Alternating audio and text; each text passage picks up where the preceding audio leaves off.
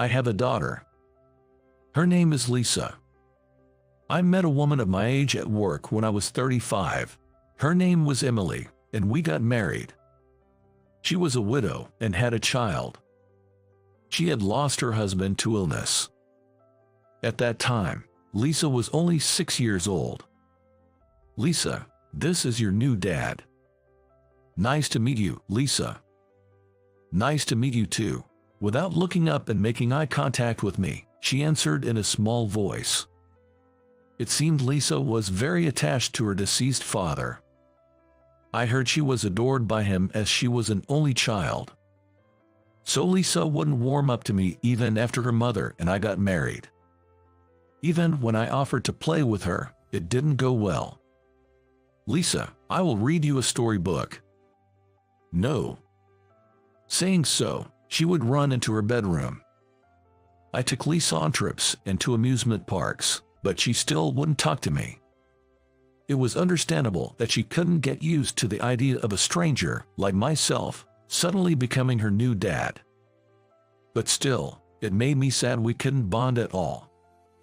Emily said she'll open up to you someday, but that didn't happen. Lisa never called me dad. When I married Emily, I vowed to myself that I would love her daughter as my own. I believed that she would eventually understand my feelings. Lisa was very studious, especially diligent about the things she was interested in. She had an interest especially in acting. At her request, we found her a theatrical troupe to join. She was only 10 years old when she started acting, but her dedication to practice was impressive. She was inspired by a play she saw in elementary school and wanted to be on stage herself. I know I was an overly proud parent, but even I could tell Lisa was a good actor. Whenever I heard Lisa was performing, Emily and I went to see her play. After the play, I praised her as much as I could, and the three of us went out for a nice meal. Lisa, your performance was wonderful. I was so moved at that particular scene that I couldn't help crying. Yeah. No matter how much I praised her, her responses were always indifferent. She would often say, yeah, or I see, but that didn't bother me at all. I just hoped she would open up bit by bit. Years passed. However, even as a teenager, Lisa still wouldn't call me dad. It was around this time that Emily started acting strangely. I first noticed it when I bumped into our next-door neighbor, Sophia, in the elevator of our apartment building. Good morning. Are you off to work today? You know, we're not as well off as your family is. I see your wife always leaves in the early afternoon, dressed up nicely. Maybe she's going for a fancy lunch.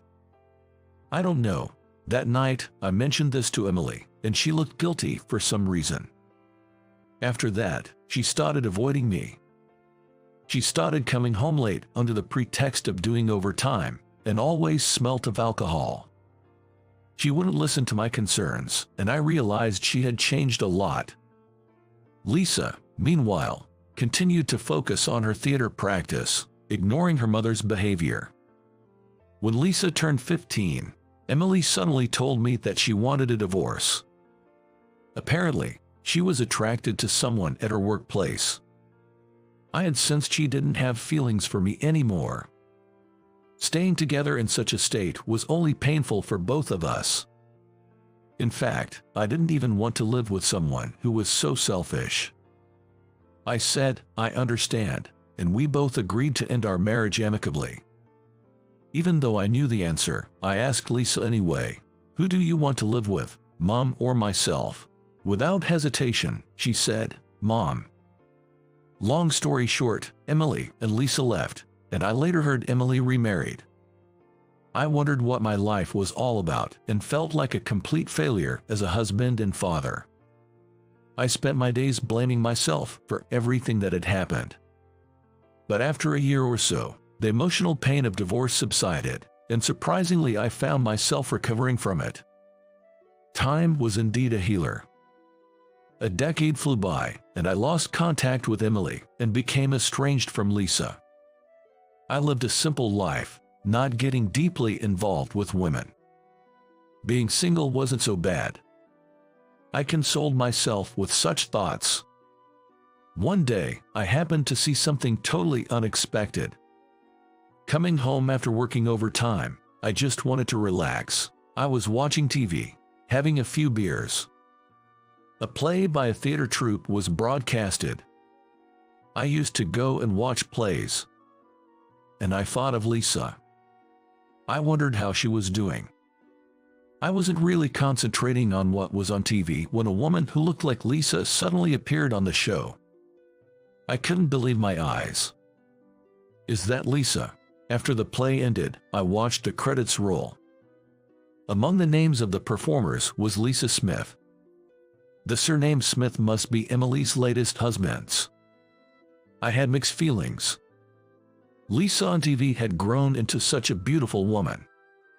She must have worked so hard for her dreams. Seeing her again, even on TV, made me very happy. Curious about Lisa, I looked her up on the internet, something I never thought of doing. I found out she was very active on a video streaming site. Lisa, busy with her theater group, still managed to find time to update her videos daily. I remembered how hard-working she had always been. Since then, I started watching her videos every day without fail. Her videos were about her daily life and small talks and such. She didn't have many fans, but I noticed some dedicated ones were commenting daily. I was surprised at how worried I felt. Considering I was no longer her parent, I had to laugh at myself. Some time after I started watching her videos, Lisa posted a video titled, "Something I Want to Say." Something was telling me this was completely different from her usual content. I played the video. It wasn't the usual Lisa there, but she looked rather serious. She began with, "There's something I regret." Then, with a sincere look, she continued, "When I was 6, my mom remarried, and I got a new dad. He loved me unconditionally, but back then, I couldn't forget my real dad, who passed away when I was very little, and couldn't open up to this new dad. I never even called him dad. Despite all his efforts for me, I never said thank you to him. I must have been a bad daughter. He supported my acting so much." Watching the video, I said, "That wasn't even your fault," and found myself crying. I couldn't stop crying as I stared at my stepdaughter on the screen. Without thinking, I wrote in the comments, "I'm sure your stepdad will be happy seeing you succeed and be very proud of you." After watching this video, my desire to see her grew. A month later, I found out Lisa's theater group was performing at a concert hall in the city. I can finally get to see Lisa. That was what I thought. I took a day off from work just to get her ticket for Lisa's play. As soon as I got my ticket, I came home and marked the day on a calendar with a big circle. As the day of her performance approached, I found myself feeling strangely nervous. And I didn't know why. On the opening day, I left home early and headed to the venue. There weren't many people in the audience. I chose a seat on the side of the stage, worried about being recognized by Lisa. It had been 10 years. She probably wouldn't even remember my face. Yet, I still wondered what I would do if she noticed me. I waited for the play to start, my heart racing. It had been a long time since I felt this tense.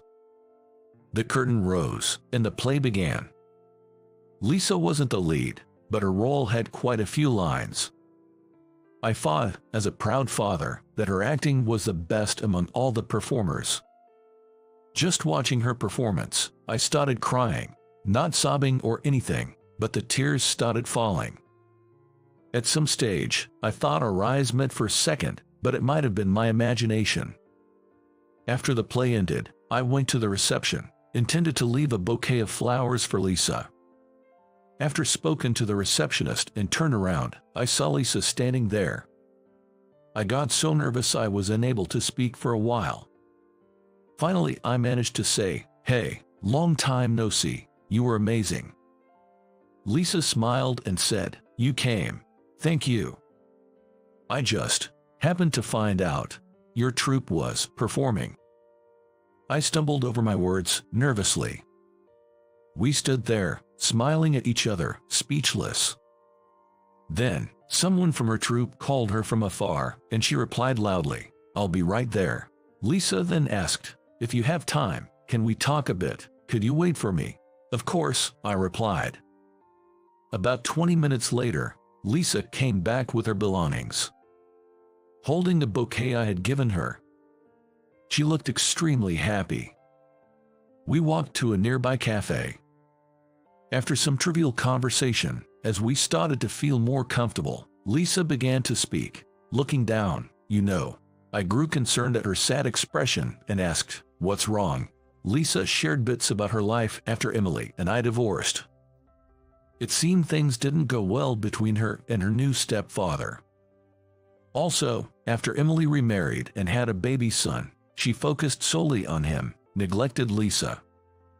Lisa left home as soon as she graduated high school and cut all her ties with her family. It was heartbreaking, and the tears spilled out of my eyes. "Must have been very hard for you. I'm sorry I wasn't there to protect you," Lisa said. "I'm sure I deserved it. Even though you raised me for several years, I never said thank you," she muttered through tears. Hearing this, I said to her, "Don't blame yourself. I was truly happy seeing you succeed. I am very proud of you." I realized I was repeating the same words I wrote in her video comment. Lisa looked surprised, then smiled. "I still think of you as my daughter, Lisa. It doesn't matter to me that we're not biologically related. If you ever need anything, don't hesitate to ask me. I'll do anything I can to help you." For some reason, I felt a bit embarrassed after saying that. Lisa looked delighted and said, "Thank you, Dad." From then on, I've never missed any of her performances. Sometime afterwards, Lisa got engaged and introduced her fiancé to me. "Dad, this is Steve. Steve, this is my dad. Nice to meet you." "Nice to meet you too." Steve was a senior member of her troupe and seemed like a fine young man. He said he fell for Lisa, seeing her giving 100% in everything she did. I thought he was truly a right man for her. All three of us started going out for drinks, and it felt as if I suddenly became a father of 2 children. I heard Emily, my ex-wife, was having troubles with her current husband. She was caught having an affair. She brought it on herself, though. "You're my only dad," Lisa said to me, as she handed me my lunch she made. Lisa looked me in the eye and smiled warmly. From now on, I will always want to be there for Lisa, protecting her as a father. Seriously, how long are you planning to stay at the headquarters? You don't even have a desk and just run around the office. There's no place for a high school grad like you here. When I opened the door to the CEO's office, I was surprised to find Amy, the department head, sitting in the absent CEO's chair with an air of arrogance. She graduated from Harvard and always looked down on me, flaunting her education. "No, Amy, the chair you're sitting in is actually mine." "What? Are you talking nonsense?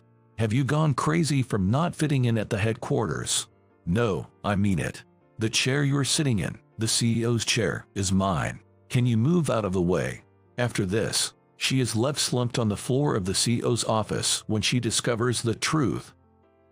Her life was about to hit rock bottom. My name is Kevin Johnson. I was raised by a single mother after my parents divorced shortly after I was born.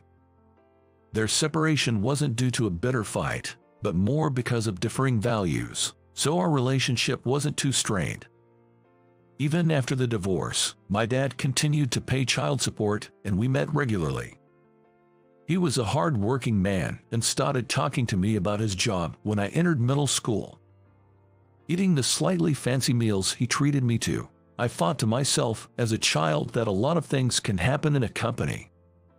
That also sparked my interest in joining the workforce. Gradually, I began to consult my dad about life's decisions. He was like a reliable figure, watching over me from a distance.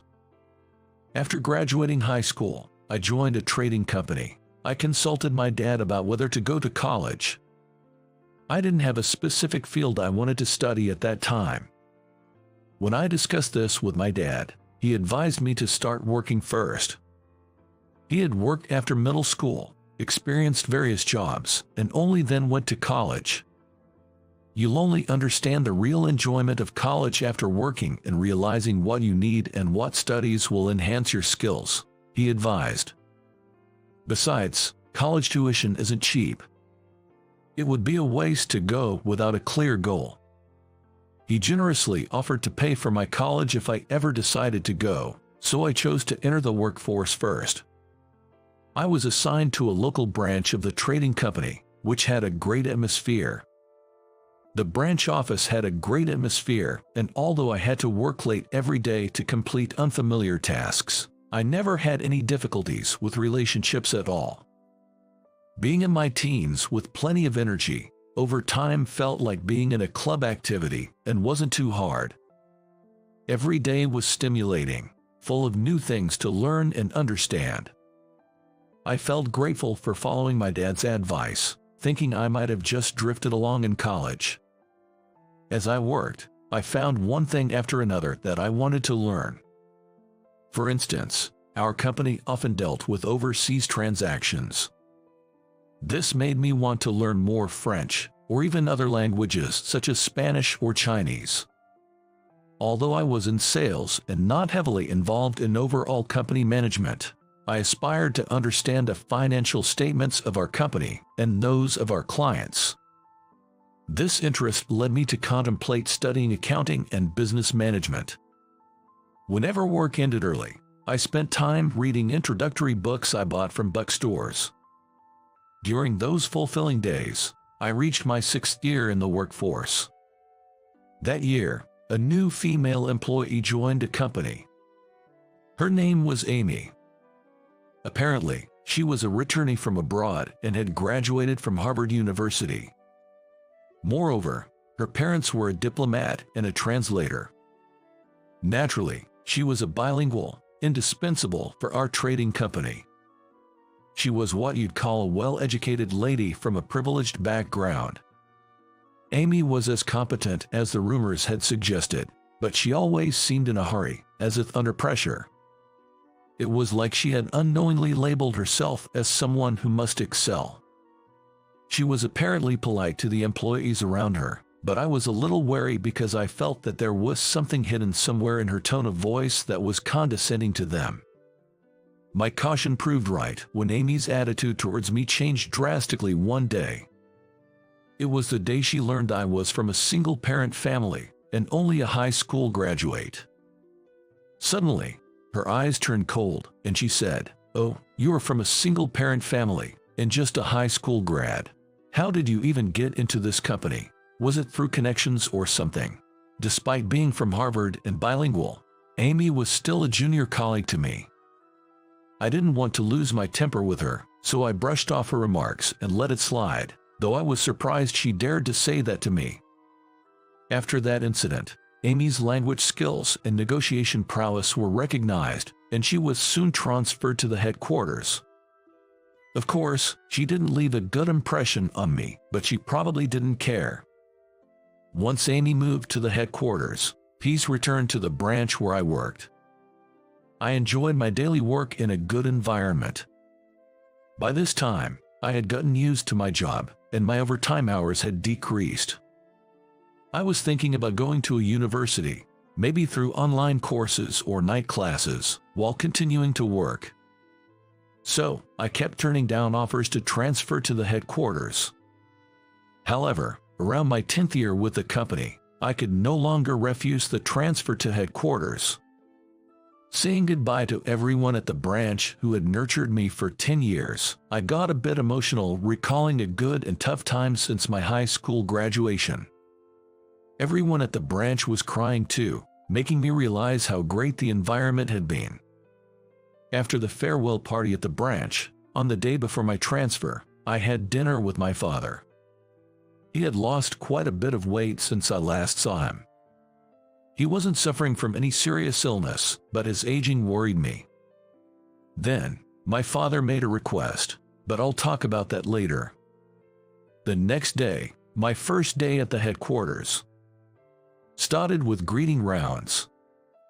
I went through a number of departments throughout the head office and got to know everyone. Finally, though reluctantly, I went to greet Amy, who had become a department head. Well, you've come to headquarters. What can a high school grad from a single-parent family even do here? Come on, Amy, please go easy on me. Well, do your best, I suppose. Amy had become even more prickly over the nearly 10 years we hadn't met. Despite the struggles of working in a male-dominated company, looking down on others is not cool. I sighed. What bothered me about Amy was her tendency to belittle others based on things that were not of a person's nature, like being a high school grad or from a single-parent family. Amy didn't see who I really was. She didn't care of my 10 years of hard work and what I had learned in this company.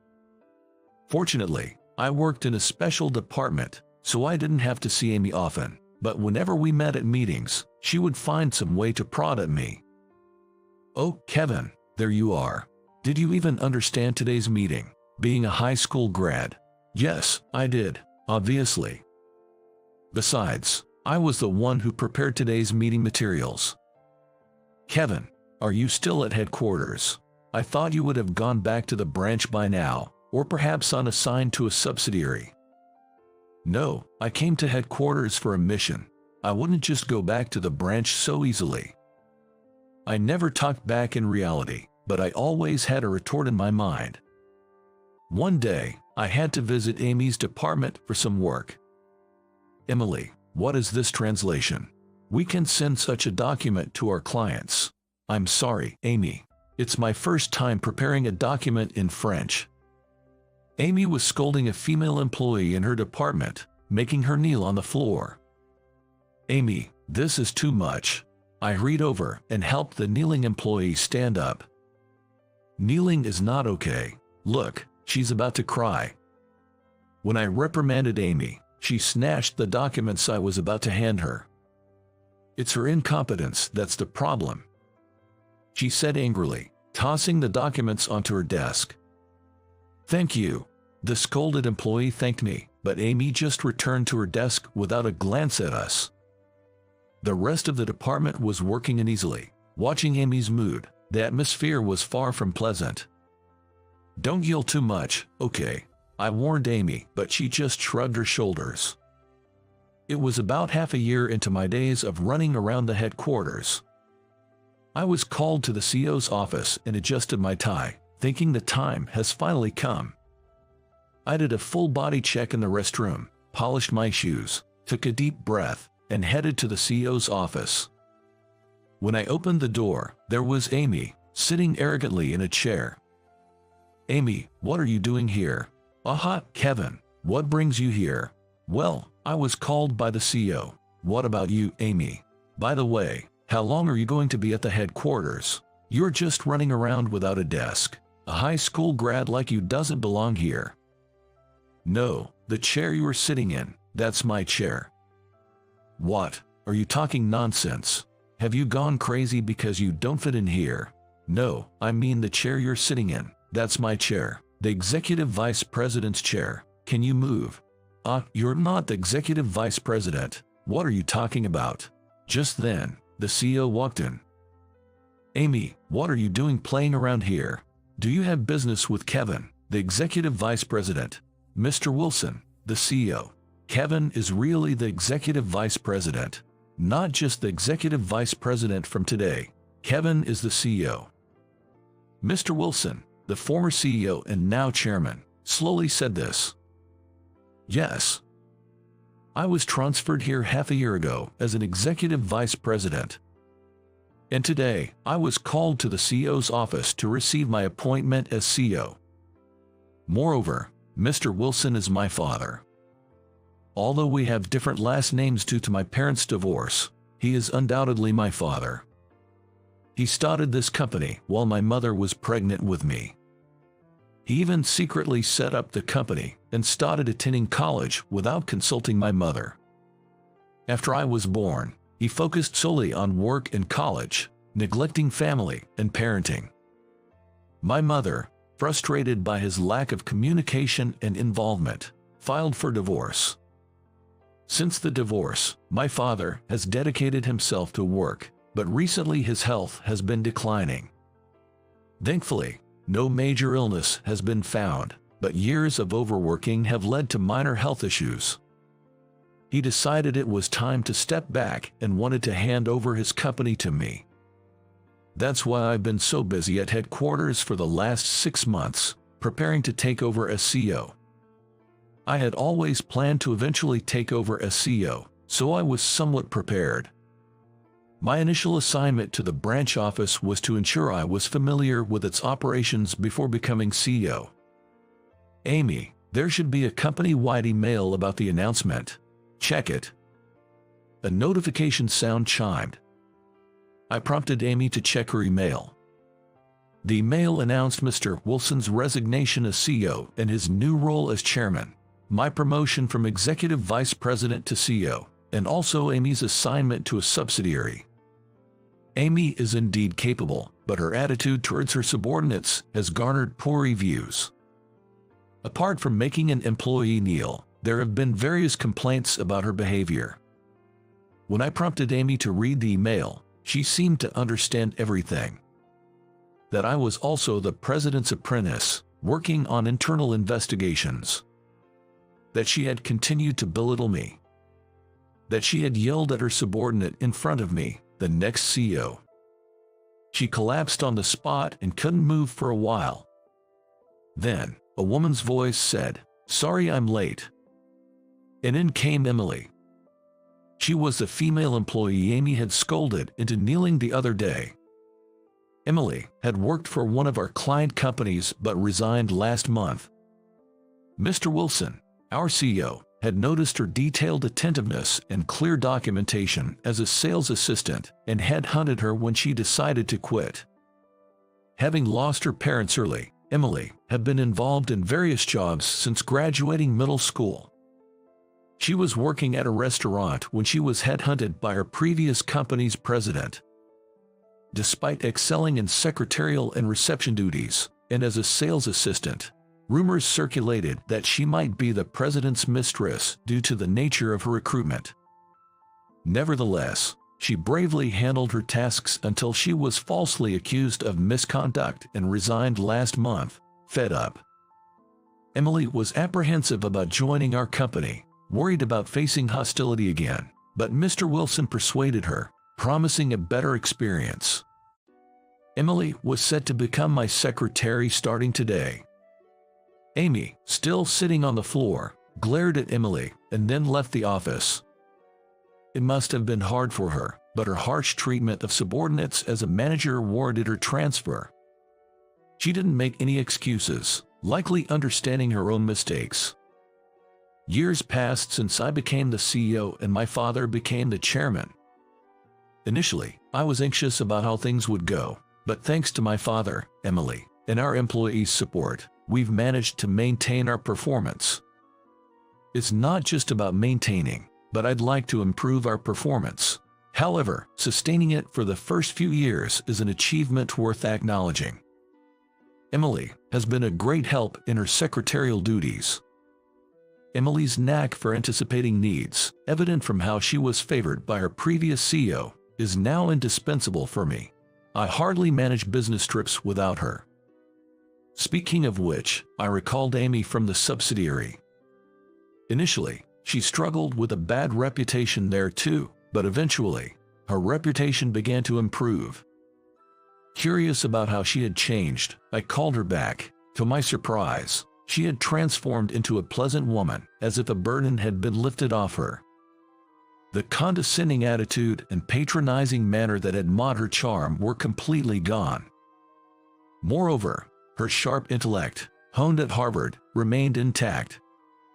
She started receiving praise from colleagues and no longer attracted any negative feedback. Feeling confident about her transformation, I promoted her to a department manager. Some time after her promotion, I randomly encountered her at a diner during lunch break. Mr. Johnson, instead of being resentful, Amy graciously offered me a seat opposite her. Amy, you've really improved at work. Everyone is grateful. No, I'm embarrassed. How can I apologize for my disrespect towards you? No need to apologize. Who you are now is what matters. I was always trying too hard. I know it sounds like an excuse, but my mother was a high school graduate. She was half Mexican, working in a pub where she met my father and got married. My father always ridiculed her for her education. Watching that, I vowed not to become like my mother. I thought not going to college was the worst thing. Desperate to add to my educational qualifications, I studied hard and got into Harvard, but I was an underachiever there, which only made me more obsessed with my education. Here, even as an underachiever, graduating from Harvard earned me admiration, which I enjoyed.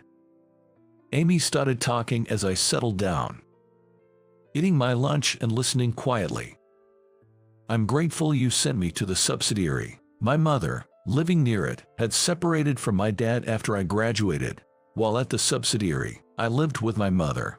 She hadn't divorced but had a relieved expressions in separating from my dad. I asked her things I never could before, like if she regretted not going to college or not wanting more education. She said she had no regrets. She enjoys her translation work now, even without a college degree. In fact, she regretted marrying my dad, who belittled her for her education. Amy continued to talk, even as her lunch cooled. I might have been a bit envious of you.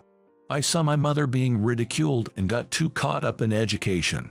Despite struggling at Harvard, which I had worked so hard to get into, I couldn't leave because of its prestige and finally graduated. Yet you, despite being so capable, didn't go to college and even considered online courses when work settled down, which seemed so relaxed to me. I couldn't understand it. It was frustrating and enviable. That's why I maintained such a rude attitude towards you. Looking back, it seems nonsensical and unjust, but back then, I was desperate to uphold myself. Education was everything, and I couldn't comprehend someone like you who thought differently. I'm truly sorry for that. Look at me, I said. Amy was crying. I had no idea you had such a traumatic experience, Amy. I always thought you walked a sunny path of elite success. Before I knew it, I was engrossed in Amy's story, setting aside my meal. It's true that appearances can be deceiving, and I felt sorry for Amy, who had been so constrained by her education. The changed Amy diligently accumulated achievements for the company and carefully nurtured her subordinates. Recognizing her efforts, I promoted her from department manager to executive vice president. She's now an indispensable member of the team for me. Of course, Emily is also working hard as my secretary. She's attentive, meticulous in her work, and I rely heavily on her. Now, Amy and Emily occasionally clash over work strategies, but they generally maintain a good relationship. After learning that people tend to speak their minds more freely during meals, I make a point of having lunch with not just Amy, but also Emily. My father, now the chairman, teases me saying, "You sure are popular with the ladies," but it's not about that. It's purely about understanding my subordinates' honest opinions to facilitate smooth operations. Speaking of which, my parents have been dining together more often since I transferred to the headquarters. My mother initially complained, "What now, after all this time?" But she seems fulfilled knowing my father has always cared for us, and my appointment as CEO perhaps filled a void for her.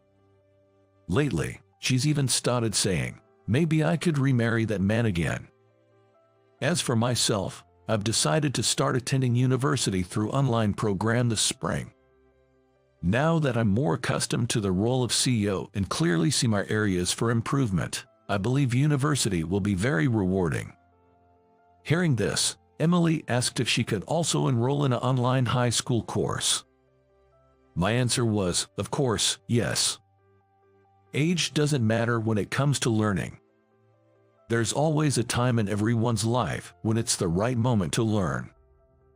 For Emily and me, that time is now. I jokingly asked Amy, "Why don't you go back to college too?" She declined, saying, "I don't want to lose Harvard as my final alma mater. But if she ever wants to learn more, I think she should go back to college, even as a non-degree student. We can all educate ourselves at any age. It's about receiving education when it's needed."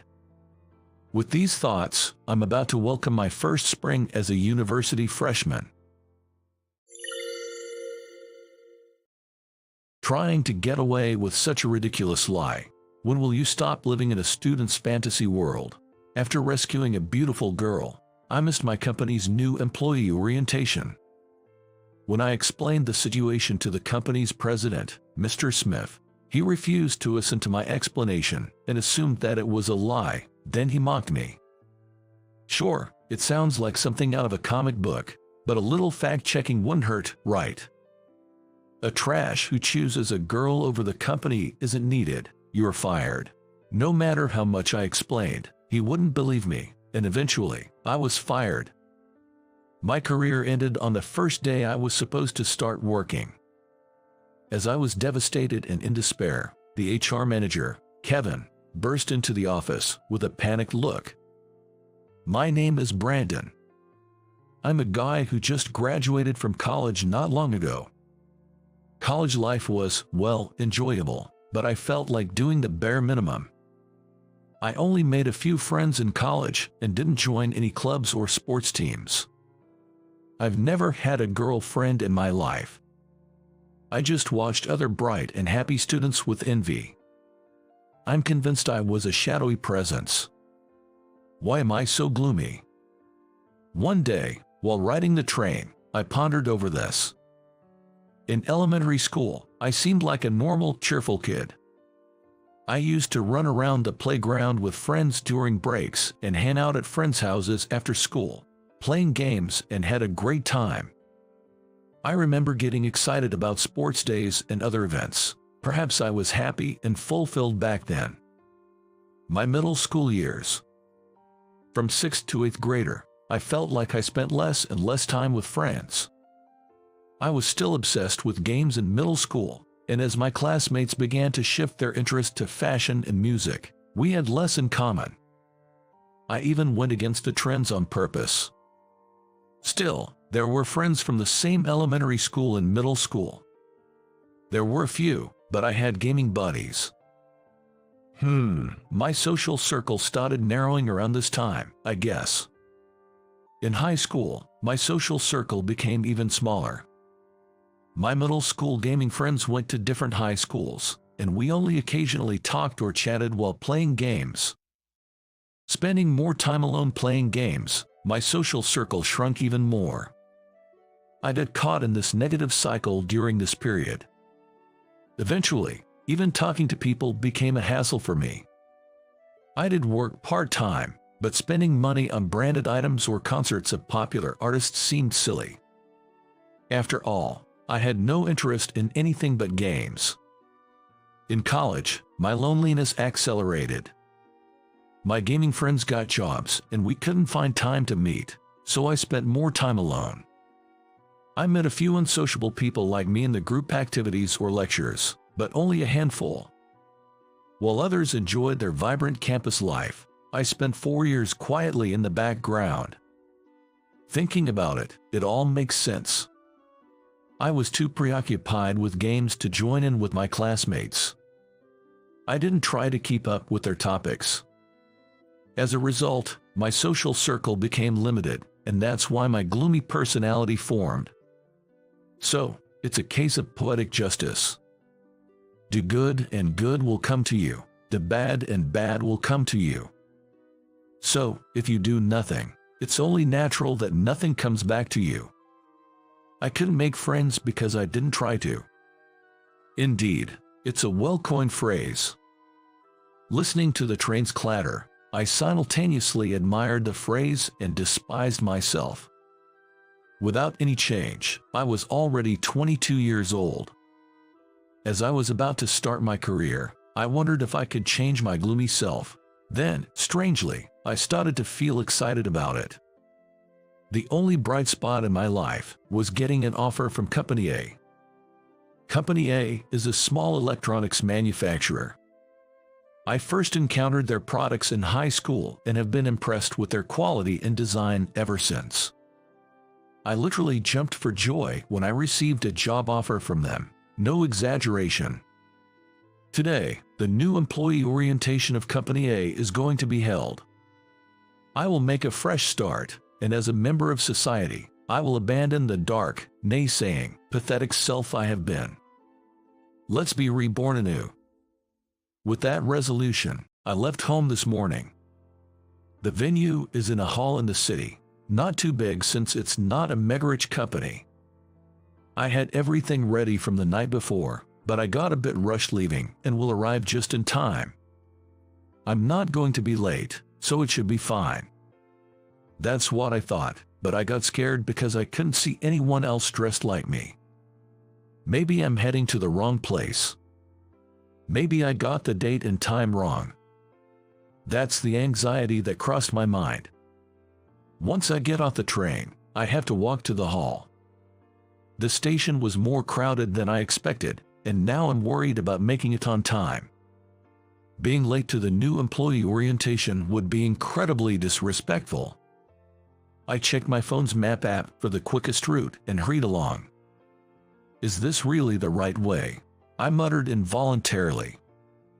The route took me far from the main streets, through winding back alleys that made me doubt its accuracy. It was oddly quiet. The hustle and bustle of the city felt far away. It was a strange path. What if I'm late? As I anxiously followed the route guidance, I heard a scream from somewhere. Stop it. It was a woman's voice. Not quite mature, but not a child either. Maybe around my age. What's that? It was a tone of voice you would never heard in usual life, and I instinctively froze. Stop it, I said. Shut up, you little brat. The voices were coming from the next street over.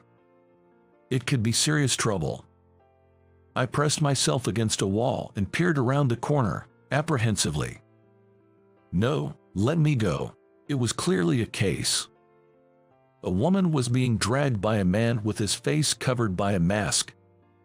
She had visible injuries on her arm, and her obviously expensive clothes were partially damaged. Well, she's beautiful. No, more like a beautiful girl. I was momentarily mesmerized, but the scream brought me back to reality. Stop it. I hid myself, scared, but the beautiful girl was being taken into a building. My heart was pounding as if I had run a full marathon. What should I do? Call the police?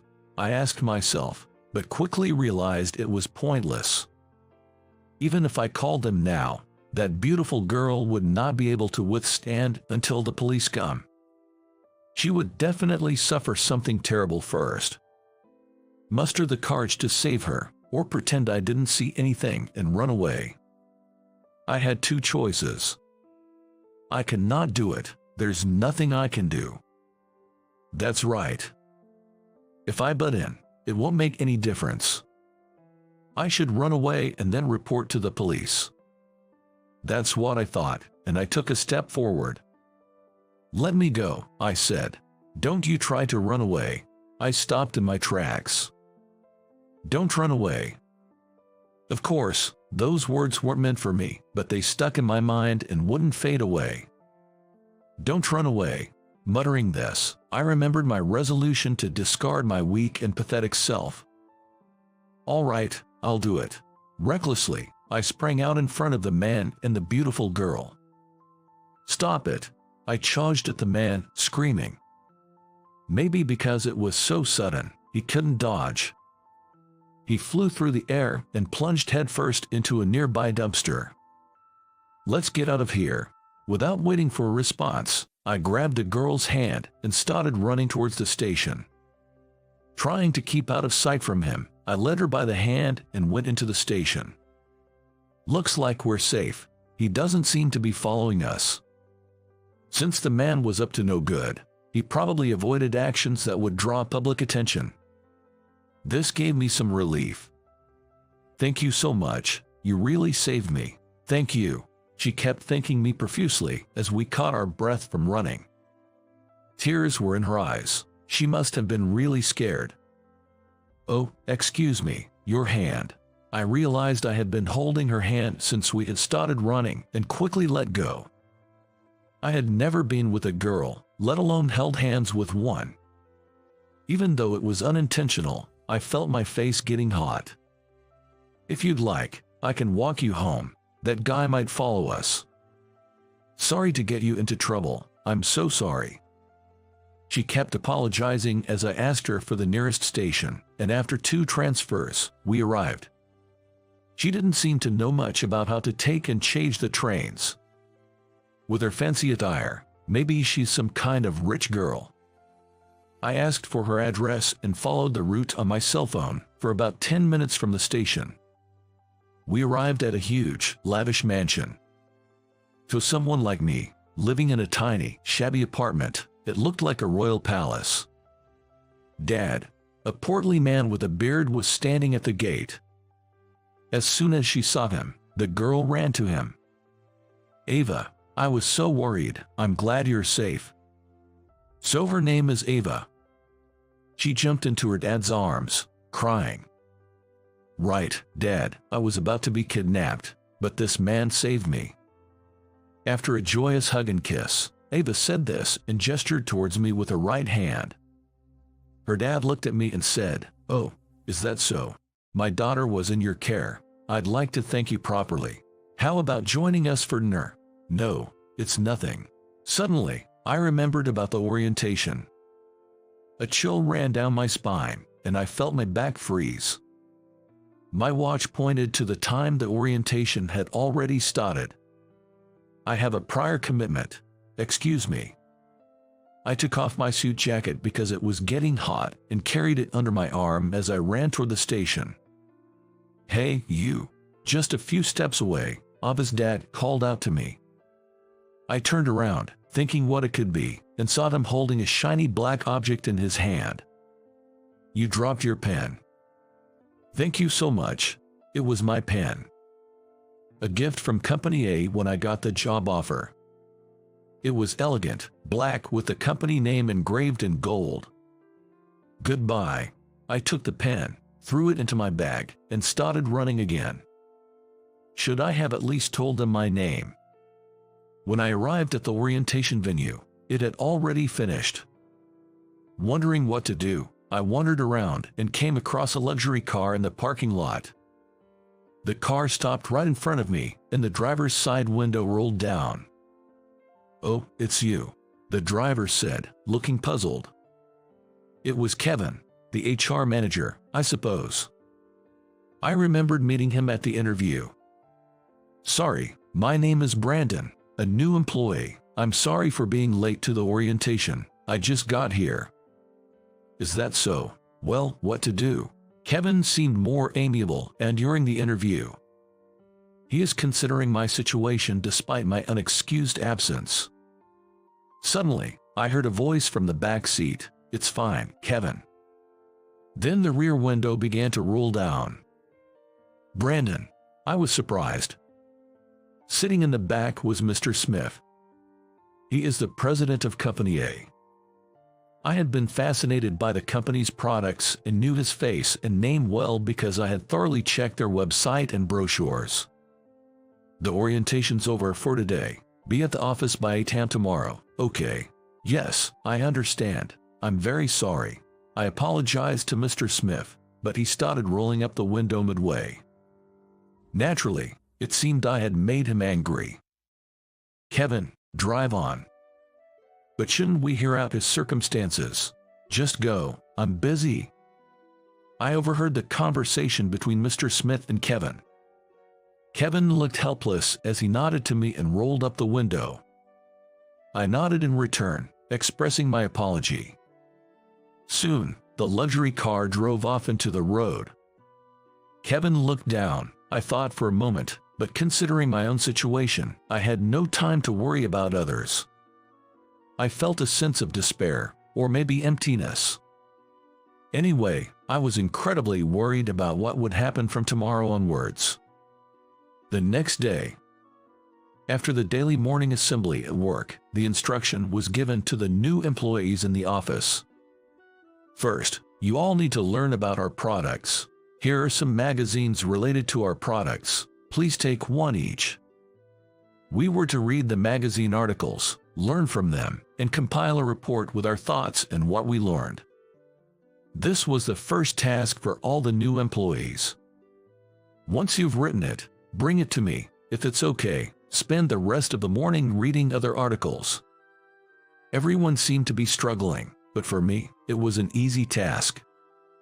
I already knew a lot about Company A's products, so it was simple. I could probably write the report without even reading the articles. However, I might discover something new, so I decided to skim through them. During the task, I heard yelling from the back of the office. I involuntarily looked in that direction. "What the hell are you doing?" The one shouting was Kevin. He was sitting in his chair, scolding 3 young female employees. He looked nothing like the Kevin I saw yesterday, almost like a different person with a scary expression. The women he was yelling at kept putting their heads down, with the tears welled up in their eyes. Suddenly, I remembered Ava from yesterday. She too had tearful eyes and put her head down, but it felt different from this. "Submit a corrective plan by today, understand?" "Yes." They responded, their voices trembling. Kevin gestured with his hand for them to leave, and they dispersed. At the same time, a colleague next to me nudged me with his elbow. I turned to him, and he whispered, "That's the guy from the interview, right?" "Yeah, Kevin." "He's really scary, isn't he?" "Yeah, he is." "Oh dear, no way." After saying that, he returned to reading his magazine. I secretly glanced at Kevin again, and he was sitting with his elbows on the desk, holding his head. I had just finished writing the report and was about to submit it. The office door banged open, and Mr. Smith appeared. Led by senior employees, everyone stood up. "Oh, it's you, Brandon. Come here for a moment."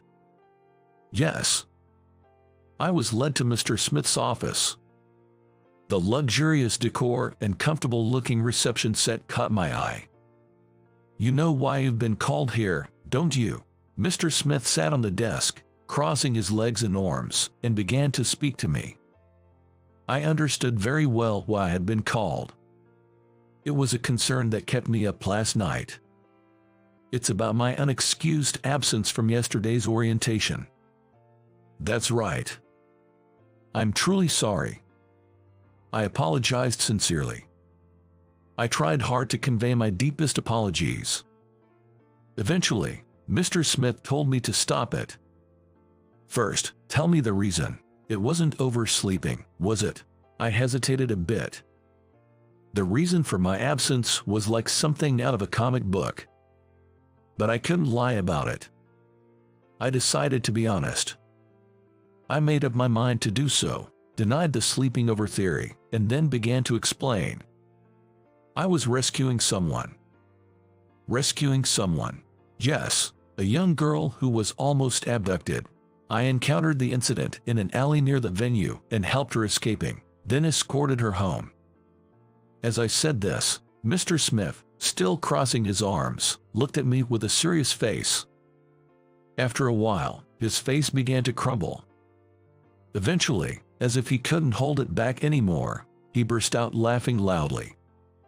"What an amusing story, Brandon.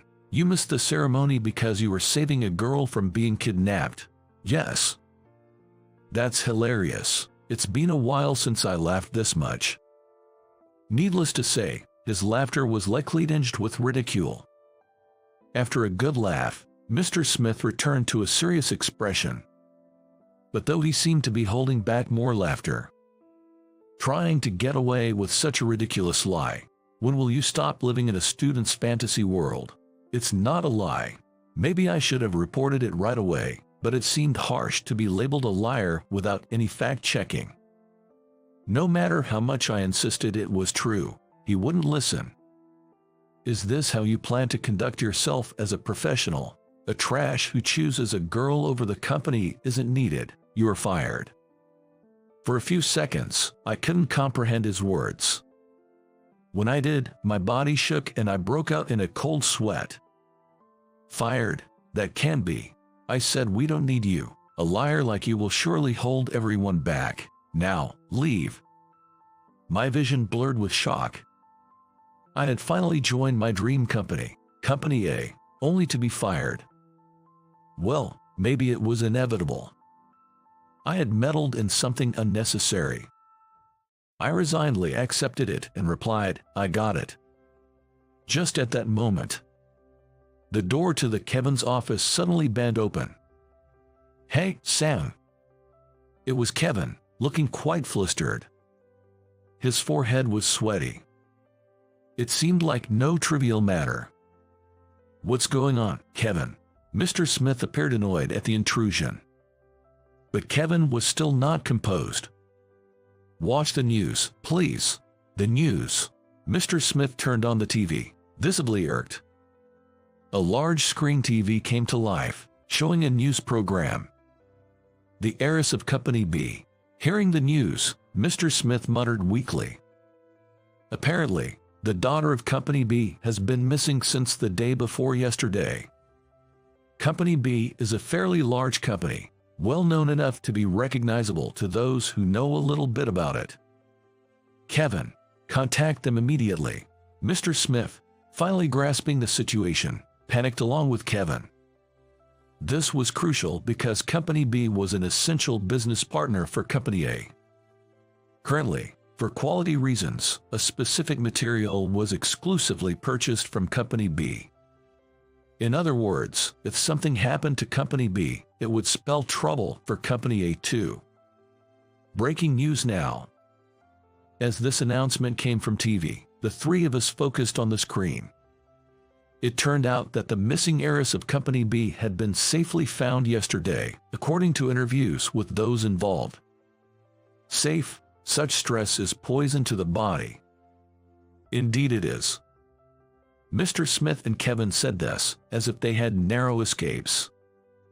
They must have felt significantly relieved. "What, Brandon, still here? I told you were fired, now leave immediately." "Oh." At Mr. Smith's words, Kevin expressed surprise. Why was he so surprised? He must know I skipped the orientation. "Thank you for everything." I offered a token greeting and dejectedly left Kevin's office. As we passed each other, Kevin murmured, "Fired," and looked like he had a bitter taste in his mouth. Right after I left Mr. Smith's office, a female office worker hurried in. She seemed to have something to tell Mr. Smith. "Mr. Smith, a guest has arrived." "A guest? I wasn't expecting anyone. Who is it and where are they from?" "Yes, it's Mr. Hamilton from Company B." I was surprised. He is the president of Company B. I knew his name from the news just now. What incredible timing, but it's none of my business now. While my colleagues were finishing their reports, I was packing my things. The guy next to me asked, "What happened?" but I didn't feel like telling the truth. "Just a little issue," I said with a forced smile. Just as I was about to leave, I heard Mr. Smith's voice from the corridor. "You mean, one of my employees?" Then I heard another familiar voice. "Yes, definitely someone from your company." As I looked towards the sound, the office door banged open again. Mr. Smith appeared, followed by a portly man with a beard. Our eyes met momentarily. "Oh, he's that man, the one carrying that bag." I remembered him. He was the man from the large mansion I visited yesterday, that girl's father. "That man, you say?" Mr. Smith was visibly shocked, struggling to find words. I was also struggling to grasp the situation. "Yes, I would very much like to speak with him." "All right, Brandon, come here." Smith beckoned me, and I was led to a reception room next to the office. Listening more closely, it turned out that the girl's father was Mr. Hamilton, the president of Company B. So, the heiress mentioned in the news was Ava, and unknowingly, I had been involved in her disappearance. I heard from my daughter, Brandon. You were very brave, he said. No, well, my heart was racing. What had I done? I had unwittingly become involved in a news-making incident due to a whim. I wasn't regretting it, but I was utterly bewildered. I couldn't talk about the incident as it was under investigation, but apparently, Ava was targeted for a kidnapping, presumably for ransom. And I had stumbled upon it, leading to this moment. I look forward to your future achievements, Brandon. Mr. Hamilton said this with a hearty laugh. Mr. Smith also laughed along exaggeratedly. But how did they know I was at Company A? Right after that thought, I remembered dropping a commemorative pen. Company A gave it to me in front of the mansion. Of course, they must have seen the company name engraved on it. If there are people like Brandon at your company, I would certainly like to build a good relationship, Mr. Hamilton said. He is smiling as he shook hands with Mr. Smith. Mr. Smith was again smiling in an exaggerated manner. But I was still being fired. I hesitated to speak up, but since I was being fired anyway, I felt no need to respect Mr. Smith. Well, let's just say it. I regret to inform you that I am resigning from the company today. I had a discussion with Mr. Smith just now. You're resigning? Mr. Hamilton asked in surprise. His eyes widening significantly, looking quite shocked, which made me feel sorry. Brandon, calm down. It was just a joke. No need to take it seriously, Mr. Smith said in a rushed and awkward attempt to backpedal. But I didn't listen. Excuse me, but I will take my leave here, since I'm a trash who chose a girl over the company, I said. Quoting Mr. Smith's words, and stood up. He tried to grab my hand to stop me, but he just barely missed. Brandon, Mr. Hamilton called out to me. When I turned around, he gestured with his open palms, silently asking me to wait. Mr. Smith, what does Brandon mean by what he just said? Well, Mr. Smith was flustered and at a loss for words. So, I explained to Mr. Hamilton on his behalf about how yesterday was my orientation day. How I missed it because I was helping Ava. How I was told I'm fired for choosing a girl over the company. As I spoke, Mr. Hamilton's face turned increasingly red. Mr. Smith, I'm so sorry. I had no idea his story was true, and that the girl was your daughter. Mr. Smith was now apologizing deeply to Mr. Hamilton. But Mr. Hamilton's anger didn't subside. It's not because she's my daughter. I've never thought that you're such a heartless man. I'll take back what I said earlier. We will have to reconsider our dealings with your company. For Company B, losing a small company like A probably wouldn't matter much. But for Company A, losing business with Company B could be the end. Knowing this, Mr. Smith clung to Mr. Hamilton, but he was completely ignored. Brandon, sorry for the delay, but let me introduce myself properly, Mr. Hamilton said, handing me his business card. Company B, President, Paul Hamilton. On my second day as a new grad, I received an impressive business card.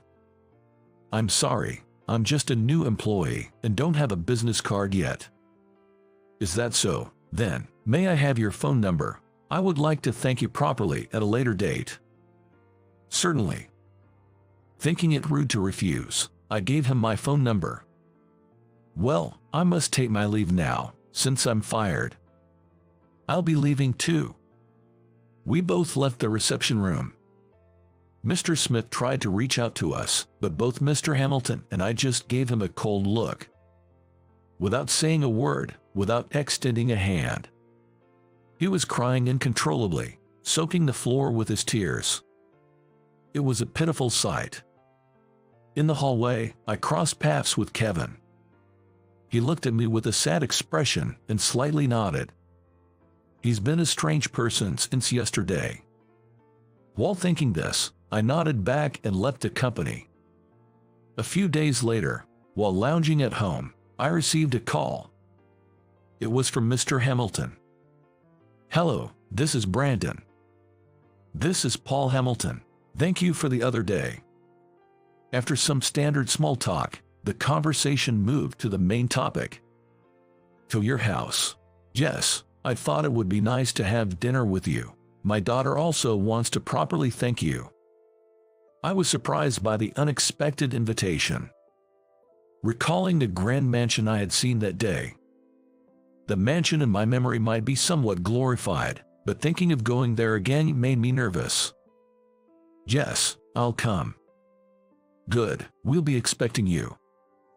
It felt awkward to be thanked, but respecting their wishes, I decided to visit their house. Upon arriving at the Hamilton residence, it was indeed a breathtakingly grand mansion. When I rang the bell and announced my name, a housekeeper came to greet me. I didn't feel out of place, but then I realized that having a housekeeper meant they're living in a completely different world from me. The hallway was adorned with numerous decorations, almost like a museum. Feeling intimidated, I followed the housekeeper until I saw Mr. Hamilton at the end of the corridor. "I've been waiting for you. Thank you for inviting me today." I was led to the living room, where the lavish interior struck me as even more opulent than the hallway. Having compared the hallway to a museum, I was at a loss for words to describe the living room. "Brandon, Ava." From the back of the room, Ava, dressed in a magnificent gown, appeared. She wasn't literally glowing, but she was dazzlingly beautiful. So elegant and stunning, the thought of having held her hand made my face heat up again. We had a splendid lunch. It was incredibly delicious, but as an ordinary person, I didn't even know the names of most dishes. "By the way, Brandon," Mr. Hamilton said. It sounded a bit more intimate than before. "Yes. What do you think of my daughter?" "What do you mean?" "I would very much like you to be my son-in-law."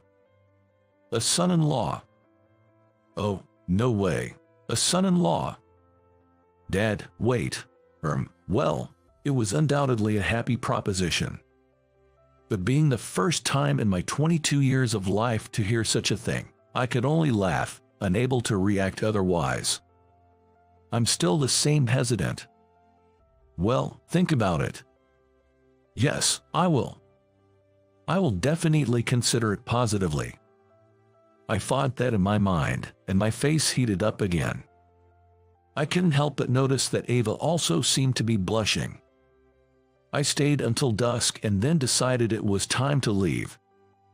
Considering the time, I couldn't avoid the packed trains, which made me feel a bit depressed.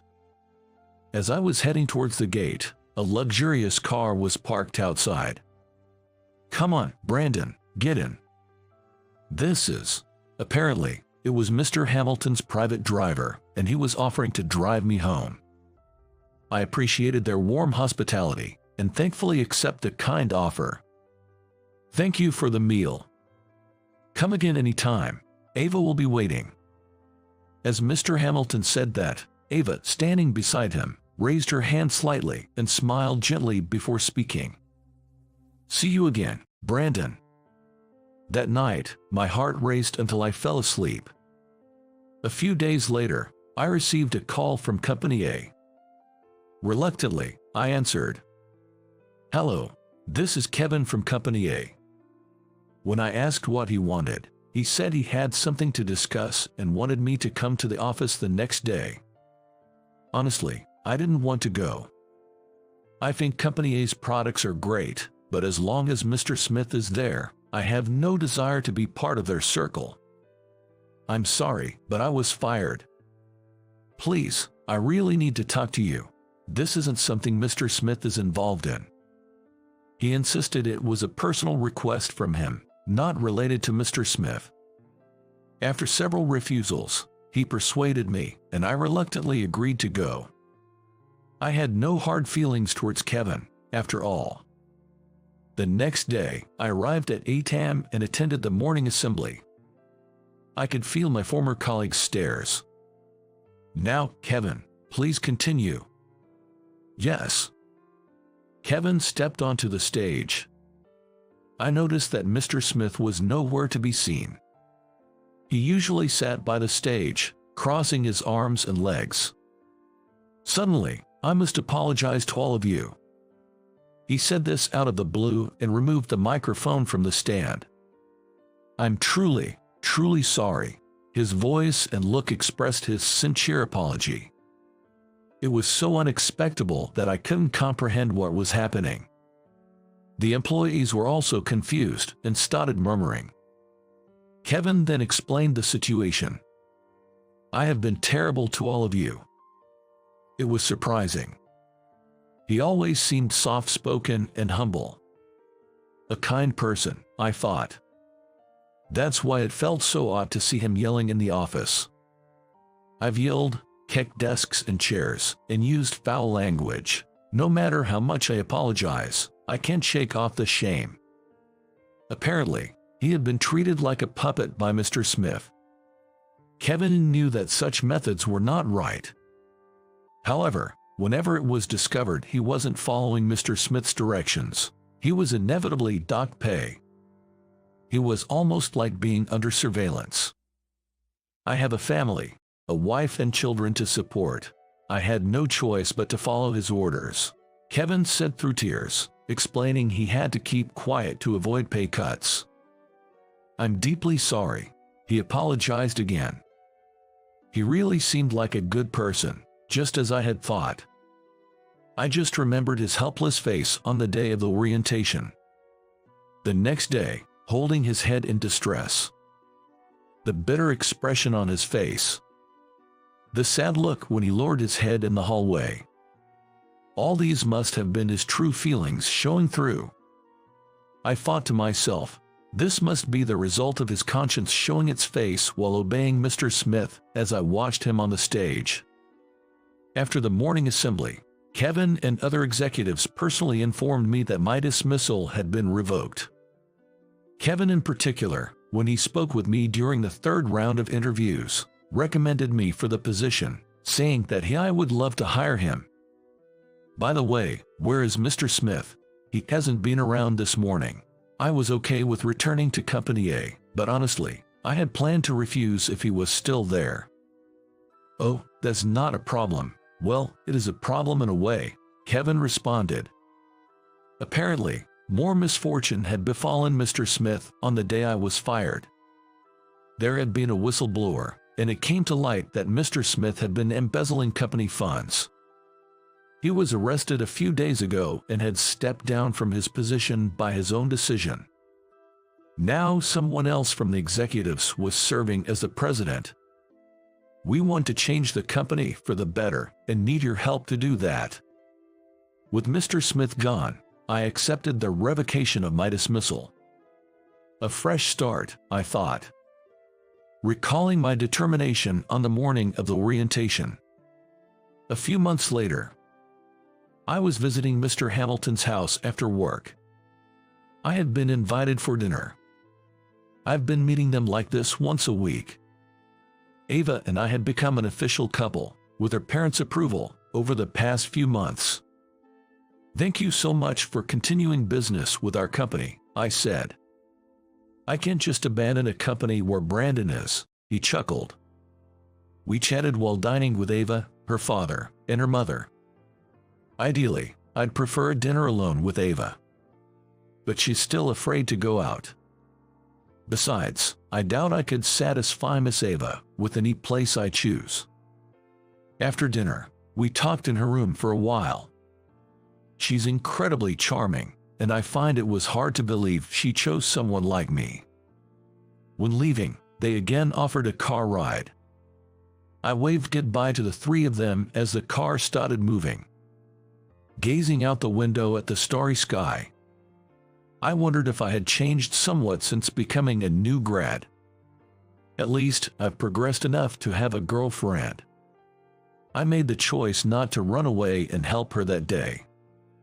That's why I have these connections now. Former President, Mr. Smith lost everything by drowning in his greed. Which means, it's a case of poetic justice. a well-coined phrase.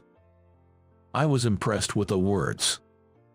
To ensure I don't lose what I've finally gained, I'll continue to make good choices. That's what I vowed, under the starry sky. My wife's name is Susan. We met in high school, and after dating for 10 years, we got married. Susan wasn't particularly the beauty queen type, but she had a cute smile and was a cheerful woman. Soon after we married, we were blessed with a daughter, whom we named Michelle. My wife was a devoted woman and had always supported me. At that time, my mother, who lived with us, was battling cancer, and Susan managed to take care of our child and my mom while working part-time.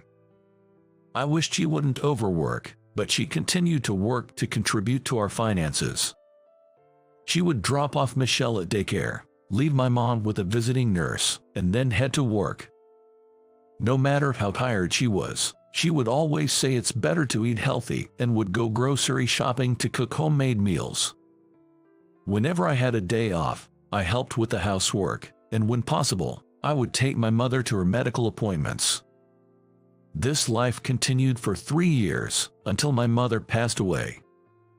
After the funeral, Susan suddenly disappeared. This was when we were just starting to settle down. She had left a letter behind. The letter said, "I'm sorry, I want a divorce. Please don't look for me." She left with only the bare essentials. I don't know why she left. It was beyond my comprehension what had happened so suddenly. I called her cell phone immediately, but all I heard was a message saying the number was no longer in use. Could it be? Maybe she had run off with someone. That thought crossed my mind. But I couldn't believe that she would have an affair. The night before she disappeared, Susan said as usual, "I will always love you and Michelle." I was in total shock that she had suddenly vanished. If there was something so serious that she wanted a divorce, I would have wanted to talk it over. I couldn't believe that everything was going to end with just a letter. I was filled with a sense of frustration. I wondered if she was dissatisfied with something about me. I admit I took her devotion for granted. Because she was always there with a smile, I never realized she might be struggling or, perhaps, had a change of heart. The regret was overwhelming. I think I cried until I had no tears left. Since then, we've been waiting for Susan to come back. But she never returned. I tried calling all her friends, but no one knew where she was. She had a sister who lived abroad, but Susan said they hadn't seen each other in a long time. I didn't have her contact either. Her parents had passed away when she was young, and there were no relatives to turn to. There was to be no one to rely on. Where on earth did she go? Why did she leave? I found myself increasingly unable to understand what Susan was thinking. Still, because I wanted to believe in her, I never proceeded with the divorce. Since then, I've been raising Michelle on my own. She never became rebellious, and not to brag, but she turned out to be a great kid. Michelle is good at cooking, and she makes delicious scrambled eggs for breakfast. It tasted a little plain but somehow comforting, similar to the scrambled eggs my wife would make. As Michelle grew, she began to resemble Susan more and more. Her smile while covering her mouth with narrowed eyes, her wide-open mouth when she was surprised, and her casual gestures were all just like Susan in her school days.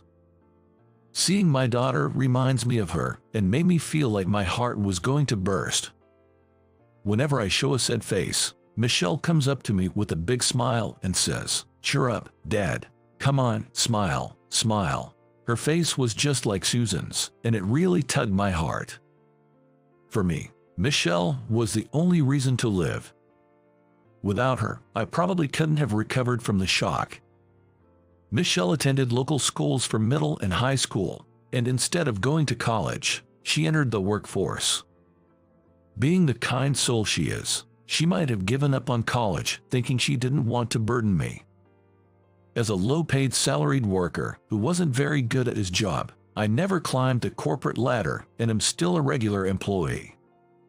It's pretty pathetic, especially when my daughter is working so hard. Even after becoming a working adult, Michelle didn't live on her own and stayed to live with me. I always told her, "You can live your life the way you want." However, she would laugh and say, "I am living the way I want to. Besides, Dad, you wouldn't be able to cook if I left, right? I can't just leave you and live by myself." It made me really happy that she chose to stay by my side. But one day, Michelle will meet a wonderful man and get married. Even though it's still in the future, it sometimes makes me feel sad. My daughter had turned 20 this year, and on her birthday, we received a letter. It was an cute envelope with floral patterns, addressed to both Michelle and me. When I looked at who it was from, Susan's name was written there. Stunned, I stood there as Michelle came up from behind. She whispered, "Mom." We opened the envelope, and there it was, a letter written in Susan's familiar handwriting. It was definitely Susan's writing. She writes beautifully, in a feminine way. We read the letter intently. "I'm sorry for leaving so suddenly. You must be resenting me for being so selfish. I'm filled with remorse thinking about how much you both must have worried and suffered." As we read, tears streamed down both mine and Michelle's cheeks. At the end of the letter, it said, "There's something I want to give to you both. It's with Claire, so please go see her." Claire is Susan's twin sister. She had been living abroad for years, and Susan said she hadn't been in contact, but Claire's contact information was in the letter. When I called, Claire answered with a voice that sounded relieved yet a bit sad. "I'm glad you contacted me."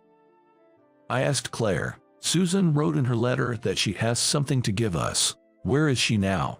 Claire simply said, "Let's meet in person and talk." After getting her address, Michelle and I went to Claire's apartment a few days later. It seemed she had returned from abroad a few years ago. After exchanging greetings, we were led into the living room. Claire said, "Thank you for coming all the way here today." Looking at Michelle, she continued, "You've grown so much. You look just like my sister." Her words almost tore my heart apart. I asked, "Where is Susan? We want to see her." Claire looked down and said, "I'll take you to her. I'll explain everything once we get there." She drove us for about an hour, and we arrived at a large hospital overlooking the sea. What does this mean? Is Mom sick? Our minds were in a panic. With a sad expression, Claire told us that Susan had early-onset dementia. Susan was advised by doctors to be hospitalized and undergo rehabilitation, but she couldn't bring herself to tell us. She left home because she didn't want to be a burden, and she didn't want us to see her gradually forget her own family. She thought telling me the truth would only worry me. So, that's why Susan decided to leave us and was admitted to the hospital. Claire was the only one informed about it. Hearing that Susan's condition had progressed so much that she no longer recognized even Claire, I broke down crying on the spot. Michelle was crying too. It seems Susan, before forgetting her family, had asked Claire to deliver the letter on Michelle's 20th birthday. Claire took out a small jewelry box from her bag, presenting a necklace and a ring, said, "She wanted me to give these to you too." The necklace was a treasure Susan had always cherished. It was the first thing I bought for her on our first date when we were students. And the ring. It was our wedding ring. I couldn't afford anything fancy on my low salary, but Susan had cried big tears of joy, saying, "Thank you, thank you." Also, there's this. Claire handed us a letter. It was filled with memories of a family trip we took together. The time we went to an amusement park where Michelle got too excited and hurt herself, and the time I fell over in another amusement park and became a laughing stock. Susan wrote these memories down while she still remembered.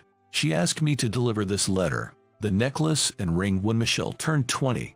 Claire explained, Susan had entrusted her feelings and wishes to her sister, Claire. Claire, with tears in her eyes, said, "I really wanted to contact you sooner, but I couldn't break the promise I made with my sister. No, Claire, I'm grateful to you. Thank you for keeping Susan's feelings safe." I thanked Claire. "Thank you, Aunt Claire." Michelle also expressed her gratitude.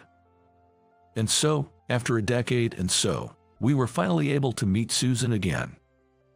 When Claire opened the door to the hospital room, there was Susan, now aged with streaks of gray in her hair. "Oh, hello. You must be from the room next door, right? And who might this gentleman and lovely lady be? Nice to meet you." I had thought about what I would say if I ever met my wife again. I had been thinking about it for decades now. But when the time had finally come to look her in the eye, I was speechless. Moreover, I had never imagined a situation like this. The moment our eyes met, my chest tightened and tears spilled over. "Oh dear, why are you crying so much? Did something sad happen?" Susan looked at us worriedly. "No, we came to clean the hospital today, and I guess the disinfectant got in my eyes," I lied awkwardly. "Oh, I see. Be careful." As we stepped out of the room, Michelle, her eyes red, patted my back, saying, "Smile, Dad, smile." Susan had always been my greatest support, more than anyone else. She cared for me more than anyone else. Yet, I hadn't noticed her suffering at all. I felt foolish for not realizing it. Seeing me downcast, Michelle told me, "Mom might have forgotten about us, but the memories we made as a family are still in our hearts. I think it's the same for her. She might forget in her mind, but her heart remembers. Let's support Mom as much as we can from now on." Yeah, you're right. Proud of the wonderful daughter I had, I was moved to tears again. We can bring back the memories Susan has forgotten. Nor can we reclaim the time we weren't together. But if it helps her in any way, I want to be there for her, to support her as much as I can. From the next day, Michelle and I visited Susan anytime we could. We talked to her about daily things and about everything and anything. Susan seemed to perk up, saying, "Chatting really activates the brain, doesn't it?" On the shelf in her hospital room, there were old family photos of us. "Isn't this photo wonderful? It brings back such nostalgic feelings. I feel the same when chatting with you. It's very comforting," Susan said, smiling at Michelle and me. "We feel the same way." Michelle and I smiled back at Susan. The three of us, laughing together as a family. Able to be with my wife and daughter. How long I had been waiting for such days. Even if she forgets, our bond as a precious family will never change. I want to support her, always and forever.